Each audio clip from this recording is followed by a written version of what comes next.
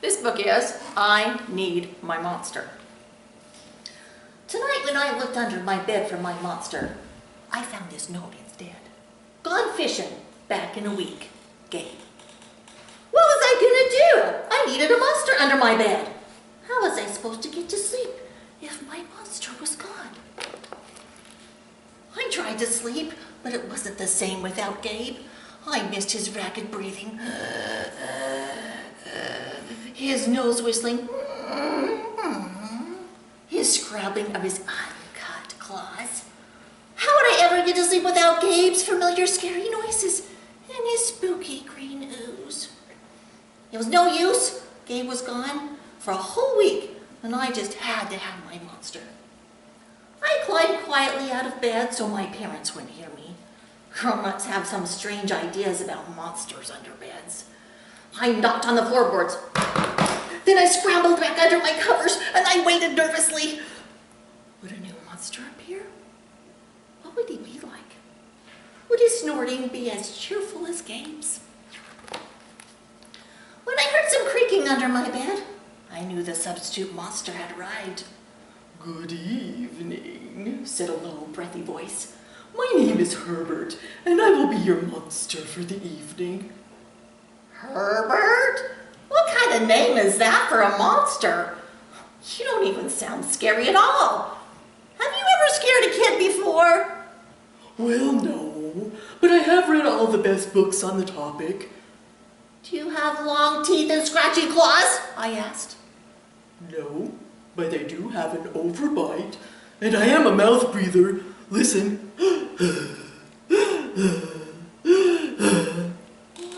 Herbert's panting was kind of scary, but it wasn't enough for me. Listen, Herbert, I'm sorry. I just don't think this is gonna work. It's nothing personal, but I really need a monster with claws. Picky, picky, Herbert complained. As you wish. I'll go. There was some more creaking. Then Herbert was gone. Some scratching warned me that a second monster had appeared. Good evening, said a high, silky voice. My name is Ralph, and I understand you need a monster with claws. If you would please lean over, I will hold my arm out for inspection. I crouched over the edge of the bed, hoping to see horrible, shaggy arm with sharp, ragged claws. And instead, I was surprised to see sleekly brushed fur with smooth, shiny claws. Excuse me, I don't mean to be rude, I asked. But is that nail polish on your claws? Oh, yes, it is, Ralph replied. I believe professional monsters should always be well groomed. Oh, I could tell that this was not going to work either. I'm sorry to disappoint you, Ralph, but I need a monster with scary claws. Oh, like Gabe's, I thought. I heard some more scratching, and I knew Ralph was gone. A minute later, a third voice from under my bed rasped, "Check out these claws, kid." I gathered my courage, and I peered over the edge. The claws were impressive. They were jagged and dark and razor sharp. Oh, so far so good. I was a little nervous. Could you stick out your tail? I whispered. Sure, but don't get scared.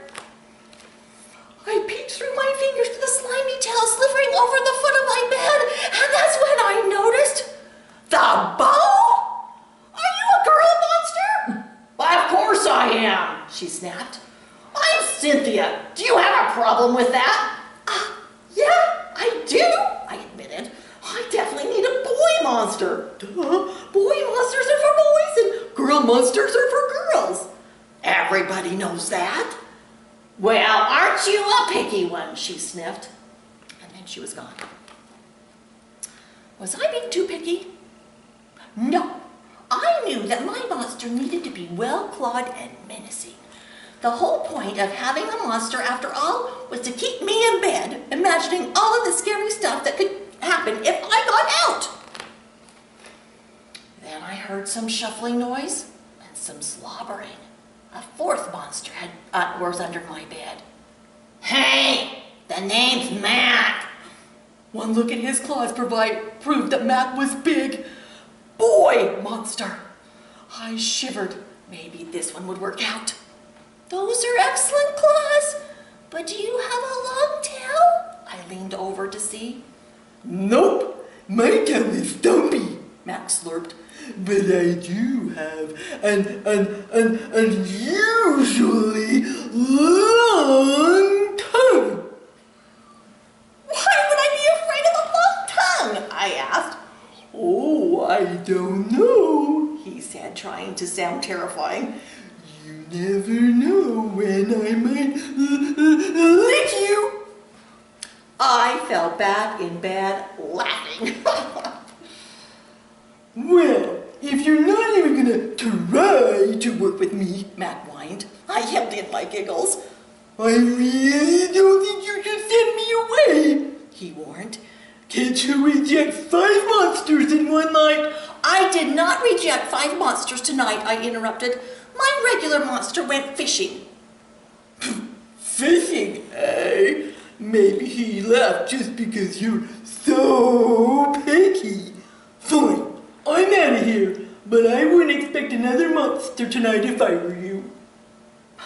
How was I ever going to get to sleep without my monster? Well, I was surprised to hear more creaking under the bed. Loud creaking, with scratching. I thought no more monsters were going to appear tonight, I said. Sorry I'm late, kid. Phew, it's Gabe. I thought I would enjoy fishing, but I didn't, he explained. Those fishes scare too easily, no challenge at all. You, however, are challenging, my friend. You're almost too old to be afraid of monsters, and you keep me on my toes. Oh, toes.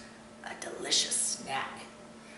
The bed quivered as Gabe's stomach rumbled with hunger. Now, if you don't mind, I'd like to start the evening with an ominous puddle of drool.